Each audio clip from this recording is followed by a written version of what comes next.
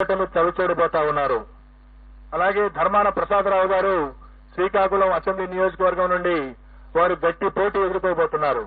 నేను ఎక్కడైతే గట్టి పోటీ అని సంబోధిస్తానో అక్కడ మా మార్జిన్ ఆఫ్ ఎర్రర్ ఏదైతే ఉంటుందో +or -3% కు లోబడి ఫలితం ఉండే అవకాశం ఉంటుంది. కాబట్టి +or-3% ఉన్న దగ్గర నేను గట్టి పోటీ అని సంబోధించడం జరుగుతుంది. అలాగే పీడిక రాజన్న దొర సాలూరు అసెంబ్లీ నియోజకవర్గం నుండి గెలుపొందబోతా ఉన్నారు. అలాగే బొత్స సత్యనారాయణ గారు ప్రస్తుత మంత్రి, మాజీ పిసిసి అధ్యక్షులు, చీపురుపల్లి అసెంబ్లీ నియోజకవర్గం నుండి మంచి మెజారిటీతో గెలుపొందబోతా ఉన్నారు. అలాగే గుడివాడ అమర్నాథ్ గారు రాష్ట్ర ఐటీ శాఖ మంత్రులు. గుడివాడ అమర్నాథ్ గారు గతంలో అనకాపల్లి నుండి ప్రాతినిధ్యం వహించారు. ప్రస్తుతం గాజువాక నుండి పోటీ చేస్తున్నారు. వారు ఓటమి చవిచూడబోతా ఉన్నారు. అలాగే పినిపే విశ్వరూప్ గారు వారు అమలాపురం శాసనసభ నుండి పోటీ చేస్తున్నారు. వారు గెలవబోతా ఉన్నారు. అలాగే కారుమూడి నాగేశ్వరరావు గారు వారు తణుకు నుండి ప్రాతినిధ్యం వహిస్తా ఉన్నారు. వారు రాష్ట్ర మంత్రి. వారు ఓటమి చవిచూడబోతా ఉన్నారు. అలాగే చెల్లిపోయిన వేణుగోపాల్ గారు రాజమండ్రి రూరల్ నుండి ప్రాతినిధ్యం వహిస్తా ఉన్నారు. మంత్రి. వారు కూడా ఓటమి చవిచూడబోతా ఉన్నారు. దాడిశెట్టి రాజా వారు తుని అసెంబ్లీ నియోజకవర్గం నుండి ప్రాతినిధ్యం వహిస్తా ఉన్నారు. వారు గెలవబోతా ఉన్నారు. అలాగే కొట్టు సత్యనారాయణ రాష్ట్ర దేవాదాయ ధర్మాదాయ శాఖ మంత్రులు. వారు తాడేపల్లిగూడెం నుండి వారు పోటీ చేసి ఉన్నారు. వారు ఓటమి చవిచూడబోతా ఉన్నారు. అలాగే శ్రీమతి తానేటి వనిత ప్రస్తుత ఆంధ్రప్రదేశ్ యొక్క హోంశాఖ మంత్రులు. వారు గోపాలపురం నుండి గెలవబోతా ఉన్నారు స్వల్ప ఆధిక్యతతో. అలాగే జోగి రమేష్ గారు ప్రస్తుత రాష్ట్ర మంత్రి. వారు పెనమలూరు నియోజకవర్గం నుండి గతంలో పెడన నియోజకవర్గం నుండి శాసనసభ్యులుగా ఉన్నారు. ఈ ఎన్నికల కోసం పెనమలూరు నుండి పోటీ చేశారు. వారు గట్టి పోటీ ఎదుర్కొనబోతా ఉన్నారు. అలాగే అంబటి రాంబాబు గారు గుంటూరు జిల్లా ఇప్పటి పల్నాడు జిల్లా సత్తెనపల్లి నియోజకవర్గం నుండి ప్రాతినిధ్యం వహిస్తున్నారు. రాష్ట్ర జలవనరుల శాఖ మంత్రులు. వారు గట్టి పోటీ ఎదుర్కొనబోతా ఉన్నారు.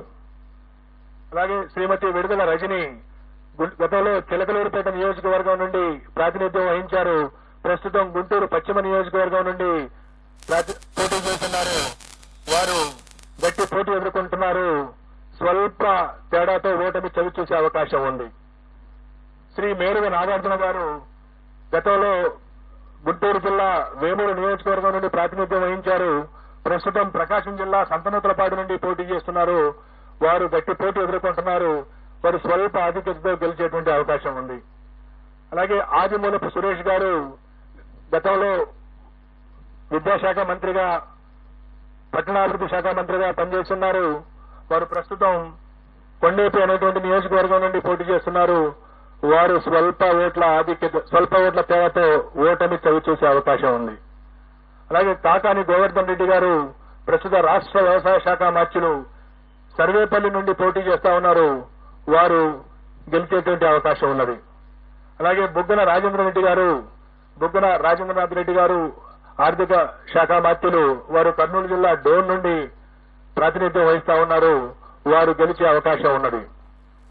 అలాగే కె అంబేద్ బాషా గారు రాష్ట్ర ఉప ముఖ్యమంత్రి కడప అసెంబ్లీ నియోజకవర్గం నుండి పోటీ చేస్తా ఉన్నారు. వారు ఈ ఎన్నికల్లో స్వల్ప ఆధిక్యతతో గెలిచే అవకాశం ఉన్నది. శ్రీ పెద్దిరెడ్డి రామచంద్రారెడ్డి గారు సీనియర్ మంత్రివర్యులు పొంగనూరు అసెంబ్లీ స్థానం నుండి ప్రాతినిధ్యం వహిస్తా ఉన్నారు. వారు ఈ ఎన్నికల్లో భారీ మెజార్టీతో గెలిచేటువంటి అవకాశం ఉన్నది. అలాగే శ్రీమతి ఉషశ్రీ చరణ్ అనంతపురం జిల్లా పెనుగొండ నుండి పోటీ చేస్తా ఉన్నారు. వారు అతి స్వల్ప తేడాతో ఓటమి చవిచూసేటువంటి అవకాశం ఉన్నది. అలాగే గుమ్మనూరు జయరాం గారు వారు వైఎస్ఆర్ కాంగ్రెస్ పార్టీ వైఎస్ జగన్మోహన్ రెడ్డి గారి మంత్రివర్గంలో మంత్రిగా ఉంటూ సీట్ల సర్దుబాటులో వైఎస్ఆర్ కాంగ్రెస్ పార్టీ నుండి బయటికి వెళ్లి తెలుగుదేశం పార్టీలో చేరి అనంతపురం జిల్లా గుంతకల్లి నుండి పోటీ చేయడం జరిగింది. తెలుగుదేశం పార్టీ అభ్యర్థిగా వారు గుంతకల్లి నుండి ఓటమి చవి చూడనున్నారు. అలాగే శ్రీమతి ఆర్కే రోజా ప్రముఖ సినీ నటి అండ్ మంత్రివర్యురాలు. వారు చిత్తూరు జిల్లా నగరి నియోజకవర్గం నుండి ఓటమి చవి చూడబోతా ఉన్నారు.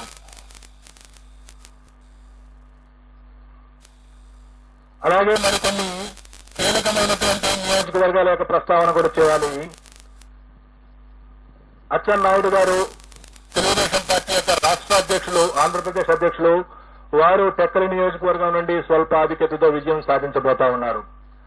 అలాగే వల్లభనేని వంశీ గత 2 సంవత్సరాలుగా కొన్ని వివాదాల కారణంగా ప్రముఖంగా వార్తల్లో వ్యక్తిన వ్యక్తి గన్నవరం నుండి శాసనసభ్యుడిగా ప్రాతినిధ్యం వహిస్తా ఉన్నారు.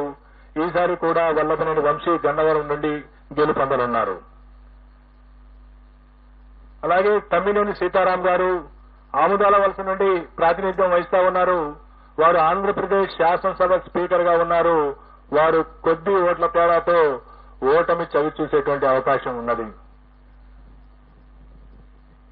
అలాగే రఘురామకృష్ణరాజు గారు, కనుమూరి రఘురామకృష్ణరాజు గారు ప్రస్తుతం నర్సాపురం నుండి ఎంపీగా ఉంటూ ఇటీవల తెలుగుదేశం పార్టీలో చేరి ఉండి నుండి శాసనసభకు పోటీ చేయడం జరిగింది. వారు ఉండి నుండి గెలుపొందబోతా ఉన్నారు. అలాగే బూడి ముత్యాల నాయుడు గారు, వారు ప్రస్తుతం ఆంధ్రప్రదేశ్ ఉప ముఖ్యమంత్రిగా ఉన్నారు. వారు అనకాపల్లి నుండి, గతంలో వారు మాడుగుల నుండి శాసనసభ్యులుగా ఉన్నారు. ఈ ఎన్నికల్లో అనకాపల్లి నుండి పార్లమెంటు సభ్యులుగా పోటీ చేస్తున్నారు. వారు భారతీయ జనతా పార్టీ అభ్యర్థి సీఎం రమేష్ చేతిలో ఓటమి చవిచూడనున్నారు. అలాగే వైఎస్ఆర్ కాంగ్రెస్ పార్టీ యొక్క ముఖ్య నాయకులు శ్రీ విజయసాయిరెడ్డి గారు, వారు నెల్లూరు పార్లమెంటు నుండి పోటీ చేయడం జరిగింది. వారు నెల్లూరు పార్లమెంటు నుండి ఓటమి చవిచూడబోతా ఉన్నారు. రాష్ట్రంలో హోరాహోరీ పోటీ జరిగినటువంటి పార్లమెంటులో అమలాపురం పార్లమెంటు, రాజమండ్రి పార్లమెంటు, నర్సరావుపేట పార్లమెంటులో ఫలితం కేవలం 2 లేదా 3% లోబడి ఉండబోతా ఉంది. ఈ విధంగా రాష్ట్రంలో ఉన్నటువంటి 4 రాజకీయ పార్టీల యొక్క ముఖ్య నాయకుల యొక్క గెలుపు ఓటముల్ని మనం చర్చించుకున్న తర్వాత ఈ ఎన్నికల్లో కీలకమైనటువంటి అంశాలను కూడా నేను ప్రస్తావించవలసి ఉంటుంది. తెలుగుదేశం పార్టీ గత 5 సంవత్సరాల నుండి ప్రతిపక్షంలో ఉన్న కారణంగా గత ఎన్నికల్లో 2019 శాసనసభ ఎన్నికల్లో చరిత్రలో ఎప్పుడు లేని విధంగా 10% మించినటువంటి ఓట్ల తేడాతో ఓడినటువంటి కారణంగా పొత్తు తప్పదు అని తెలుసుకున్నటువంటి పార్టీ నాయకత్వం జనసేన పార్టీని పొత్తులోకి ఆహ్వానించడం, ఆ తర్వాత కూడా గెలుపుకు కేవలం జనసేన మాత్రమే కాదు, మరొక బలమైనటువంటి రాజకీయ పక్షం యొక్క అవసరం ఉన్నదని తెలుసుకుని భారతీయ జనతా పార్టీతో కూడా చివరి వరకు పొత్తు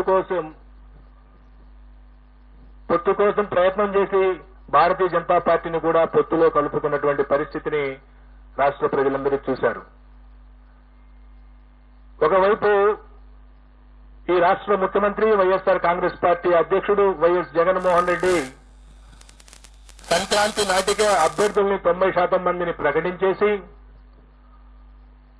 నియోజకవర్గాల వారీగా, జిల్లాల వారీగా, ప్రాంతాల వారీగా సిద్ధం వంటి సభలను ఏర్పాటు చేసుకుని ప్రజల్లోకి పోతా ఉంటే ప్రతిపక్ష కూటమి సీట్ల సర్దుబాటు, ఆ సీట్లలో ఏ అభ్యర్థిని నిలబెట్టాలి అనేటువంటి విషయంలోనే ఆల్మోస్ట్ నామినేషన్స్ వరకు ఆగినటువంటి పరిస్థితిని మనం చూశాం.